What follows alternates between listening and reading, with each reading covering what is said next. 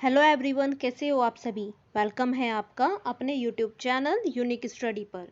तो class 12th students के लिए हम पॉलिटिकल साइंस की एक और वीडियो लेकर आए हैं। ये आपका चैप्टर है राष्ट्र निर्माण की चुनौतियाँ। ये पार्ट सेकंड है। अगर आपने पार्ट फर्स्ट अभी तक नहीं देखा है तो आप सभी जाकर पार्ट फर्स्ट देख लीजिए। मैं डिस्क्रिप्शन में पार्ट फर्स्ट की लिंक भी आपको शेयर कर दूंगी। इस चैप्टर के जो और भी मोस्ट इंपॉर्टेंट क्वेश्चंस है आज मैं आपके साथ वो डिस्कस करूंगी, तो सभी बच्चे वीडियो को ध्यान से एंड तक देखेंगे।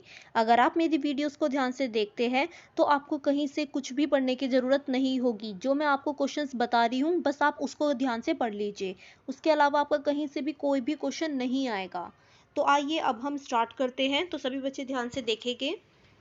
ये क्वेश्चन नंबर 4 है। 3 क्वेश्चंस हम पार्ट फर्स्ट वाली वीडियो में कर चुके हैं, तो आप सभी बच्चे डिस्क्रिप्शन में लिंक पे आप क्लिक करके आप देख सकते हो पार्ट फर्स्ट की वीडियो भी। तो आइए क्वेश्चन देखते हैं। 1947 में भारत विभाजन के बाद रजवाड़ों के प्रति भारतीय सरकार का क्या दृष्टिकोण था। आंसर है इसका 1947 में भारत विभाजन के बाद रजवाड़ों के प्रति भारतीय सरकार का दृष्टिकोण निम्नलिखित था। फर्स्ट पॉइंट है स्वतंत्रता के समय की स्थिति। स्वतंत्रता के समय अंग्रेजी शासन ने घोषणा की थी कि भारत पर ब्रिटिश प्रभुत्व के खत्म हो जाने के साथ ही रजवाड़े भी आज़ाद हो जाएंगे। फिर वह अपनी मर्जी से भारत या पाकिस्तान में शामिल हो सकते हैं। यानी कि जब देश आज़ाद हुआ था तो उसी टाइम पर अंग्रेजी शासन ने ये घोषणा कर दी थी कि जो रजवाड़े हैं वह भी आज़ाद हो जाएंगे और वह अपनी मर्जी से भारत या पाकिस्तान जहां उनका मन करे वो उसमें शामिल हो सकते हैं। यह निर्णय लेने का अधिकार प्रजा को नहीं था, बल्कि यह निर्णय लेने का अधिकार राजाओं को दिया गया था। लेकिन इसकी वजह से एक समस्या पैदा हो गई थी कि अगर रियासतें जिनकी संख्या 565 थी स्वतंत्र रहती है तो देश के टुकड़े टुकड़े हो जाएंगे और एकता खत्म हो जाएगी। क्या समस्या पैदा हो गई थी? समस्या ये पैदा हो गई थी कि अगर इन सभी रियासतों को फ्री कर दिया गया, स्वतंत्र कर दिया गया, तो देश के टुकड़े टुकड़े हो जाएंगे और देश की एकता भी बिल्कुल खत्म हो जाएगी। इसके बाद कुछ रियासतों जैसे कि त्रावणकोर और हैदराबाद ने तो स्वतंत्र रहने की घोषणा कर दी थी। यानी कि जब अंग्रेजी शासन ने ये घोषणा की थी कि जब भारत आज़ाद हो जाएगा तो उस टाइम पर सभी रजवाड़े भी आज़ाद हो जाएंगे और वह अपनी मर्जी से किसी भी देश में शामिल हो सकते हैं। वह चाहे तो भारत में शामिल हो सकते हैं या पाकिस्तान में, या स्वतंत्र भी रह सकते हैं। तो इसके बाद ही कुछ रियासतों जैसे कि त्रावणकोर और हैदराबाद ने तो स्वतंत्र रहने की घोषणा भी कर दी थी। इसलिए अब यह घोषणा एक समस्या बन गई थी। सेकंड पॉइंट है आपका सरकार की नीति। मुस्लिम लीग के विरोध के बावजूद सरकार ने कठोर नीति अपनाई। रजवाड़ों के शासकों को मनाने और समझाने में सरदार पटेल ने महत्वपूर्ण भूमिका निभाई। रजवाड़ों को भारत में शामिल करने के लिए सरदार पटेल ने महत्वपूर्ण भूमिका निभाई थी। ज़्यादातर रजवाड़ों को उन्होंने भारतीय संघ में शामिल होने के लिए राजी भी कर लिया था। ज़्यादातर रजवाड़ों ने भारतीय संघ में शामिल होने के लिए एक सहमति पत्र पर हस्ताक्षर किए थे। इस सहमति पत्र को इंस्ट्रूमेंट ऑफ एक्सेशन के नाम से जाना गया। नेक्स्ट पॉइंट है आपका सफलता के कारण। सरदार पटेल की महत्वपूर्ण भूमिका के अलावा अधिकांश रजवाड़े भारतीय संघ में शामिल होना चाहते थे। भारत सरकार की नीति में लचीलापन था और वह कुछ क्षेत्रों को स्वायत्तता भी देने के लिए तैयार थी। इसलिए कुछ रजवाड़े खुद भी भारतीय संघ में शामिल होना चाहते थे। आइए नेक्स्ट क्वेश्चन देखते हैं। क्वेश्चन नंबर 5, विभाजन के पश्चात हैदराबाद रियासत भारतीय संघ का भाग कैसे बनी। ये क्वेश्चन भी आपका मोस्ट इंपोर्टेंट क्वेश्चन है। ये ज़्यादातर 4 मार्क्स का आपका क्वेश्चन आता है। तो देखिए इसका आंसर। हैदराबाद की रियासत को निजाम कहा जाता था। हैदराबाद की रियासत को निजाम कहा जाता था। आपका यहाँ से शॉर्ट क्वेश्चन बन रहा है कि निजाम किसे कहा जाता था, या फिर आपका ये भी क्वेश्चन आ सकता है कि हैदराबाद की रियासत को किस नाम से जाना जाता था। तो आपको ये फर्स्ट पॉइंट लिखना है कि हैदराबाद की रियासत को निजाम कहा जाता था। निजाम हैदराबाद को एक स्वतंत्र रियासत के रूप में रखना चाहता था। सेकंड पॉइंट है आपका, उसने नवंबर 1947 में भारत के साथ यथास्थिति बनाए रखने के लिए एक समझौता किया। यह समझौता 1 साल का था। यानी कि हैदराबाद की रियासत निजाम ने भारत के साथ यथास्थिति बनाए रखने के लिए एक समझौता किया था।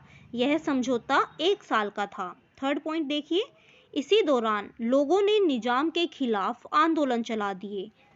तेलंगाना क्षेत्र के किसान निजाम के शासन से काफ़ी ज़्यादा परेशान थे और महिलाओं के ऊपर तो इसने काफ़ी ज़्यादा जुल्म किए थे, जिसकी वजह से हैदराबाद की जनता ने निजाम के खिलाफ आंदोलन चला दिए। इस आंदोलन में ज़्यादातर जो भारी संख्या में जो विरोध कर रहे थे निजाम का, वह महिलाएं थी, क्योंकि निजाम ने महिलाओं के ऊपर काफ़ी ज़्यादा अत्याचार जुल्म किए थे।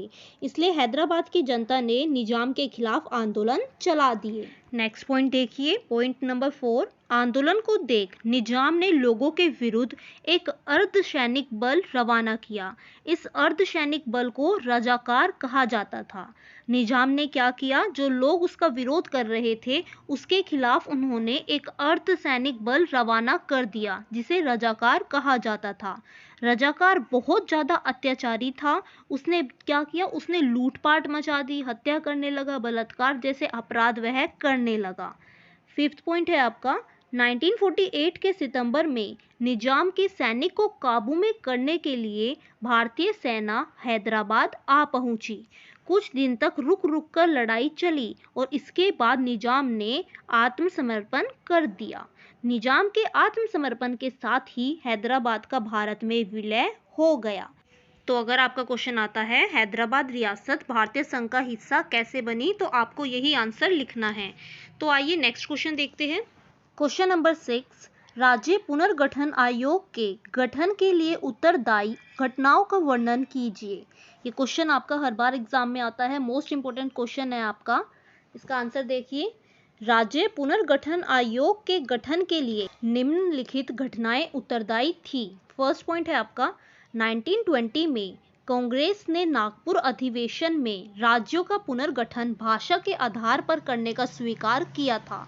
यानी कि 1920 में जब कांग्रेस का नागपुर में अधिवेशन हुआ था, तो उस टाइम पर उन्होंने ये डिसाइड कर लिया था कि जो राज्यों का पुनर्गठन होगा वह भाषा के आधार पर ही होगा। सेकंड पॉइंट है आपका, स्वतंत्रता के पश्चात अन्य आर्थिक और सामाजिक चुनौतियों को ध्यान में रखते हुए केंद्रीय नेतृत्व ने भाषा के आधार पर राज्यों के पुनर्गठन को स्थगित करने का फैसला किया। स्वतंत्रता के पश्चात क्या हुआ था, आर्थिक और सामाजिक स्थितियों में काफ़ी ज़्यादा बदलाव आया था। उसके बाद केंद्रीय नेतृत्व ने यह डिसाइड किया कि अब भाषा के आधार पर राज्यों का पुनर्गठन नहीं होगा। केंद्रीय नेतृत्व के निर्णय का भारी विरोध किया गया। इसके बाद उनके इन विचार का काफ़ी ज़्यादा विरोध किया गया। पुराने मद्रास प्रांत के तेलुगु भाषी क्षेत्र में हुए विशाल आंध्र आंदोलन ने अलग आंध्र प्रदेश बनाने की मांग की। फिर बाद में क्या हुआ, अलग आंध्र प्रदेश बनाने की मांग उठने लगी थी। सरकार द्वारा निर्णय न लेने पर प्रसिद्ध श्री रामुलु ने भूख हड़ताल की और उनकी 56 दिनों के अंदर ही मृत्यु हो गई। उनकी 56 दिनों के अंदर ही मृत्यु हो जाती है। नेक्स्ट पॉइंट देखेंगे, श्री रामुलु की मृत्यु के बाद जगह जगह हिंसक घटनाएं होने लगी। क्या हुआ, उनकी मृत्यु के बाद अलग अलग जगहों पर हिंसक घटनाएं स्टार्ट हो गई थी। आखिर में 1952 के दिसंबर में आंध्र प्रदेश नाम से अलग राज्य बनाने की घोषणा की गई। 1952 में आंध्र प्रदेश की घोषणा कर दी गई थी। आंध्र प्रदेश को एक अलग राज्य बनाने की घोषणा कर दी गई थी। फोर्थ पॉइंट है आपका, भाषा के आधार पर राज्यों के पुनर्गठन की मांग के कारण केंद्रीय सरकार ने 1953 में राज्य पुनर्गठन आयोग की स्थापना की। राज्य पुनर्गठन आयोग की स्थापना कब हुई, 1953 में। फिफ्थ पॉइंट है आपका, राज्य पुनर्गठन आयोग का काम राज्यों के सीमांकन के मसलों पर विचार करना था। आपका यहाँ से शॉर्ट क्वेश्चन भी बनता है कि राज्य पुनर्गठन आयोग के क्या कार्य होते हैं। तो आपको ये फिफ्थ पॉइंट लिखना होगा, राज्य पुनर्गठन आयोग का काम राज्यों के सीमांकन के मसलों पर विचार करना था। आयोग ने अपनी रिपोर्ट में स्वीकार किया था कि राज्यों की सीमाओं का निर्धारण वहां बोली जाने वाली भाषा के आधार पर होगा। आयोग ने क्या स्वीकार किया था, आयोग ने स्वीकार किया था कि राज्यों के सीमाओं का निर्धारण वहां बोली जाने वाली भाषा के आधार पर होगा। नेक्स्ट पॉइंट देखेंगे, इसी रिपोर्ट के आधार पर 1956 में राज्य पुनर्गठन अधिनियम पास हुआ। इस अधिनियम के आधार पर 14 राज्य और 6 केंद्र शासित प्रदेश बनाए गए। तो आपका यहाँ से शॉर्ट क्वेश्चन भी बनता है कि राज्य पुनर्गठन अधिनियम कब पास हुआ, तो आपको आंसर लिखना होगा 1956 में राज्य पुनर्गठन अधिनियम पास हुआ।